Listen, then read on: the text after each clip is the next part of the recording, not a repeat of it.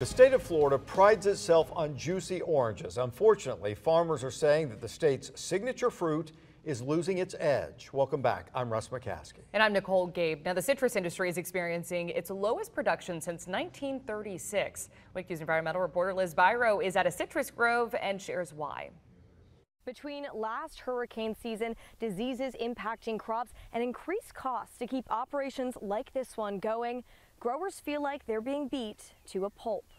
Well, farmers as a whole are eternal optimists, but there's not a lot of optimism left. Wayne Simmons is the owner of LaBelle Fruit Company. He's a citrus grower, and you could say he has an orange thumb. We like to call Florida orange juice Florida Gold. But that Florida Gold hasn't grown like it used to. At its peak a decade ago, Simmons Grove produced 50,000 boxes of oranges a year. This past season, it was 4,000. Tamiami Citrus had just completed its crop estimate in August.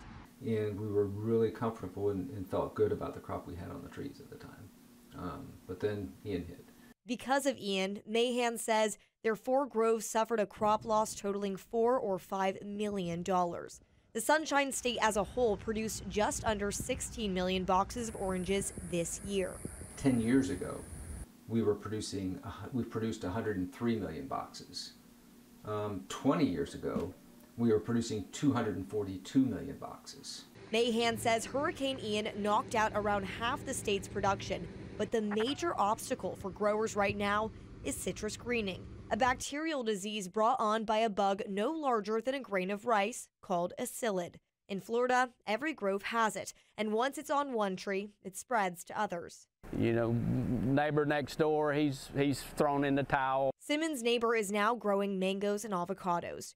20 years ago, the state with oranges on its license plate had 900,000 acres of citrus groves. Today, there are only 400,000 acres.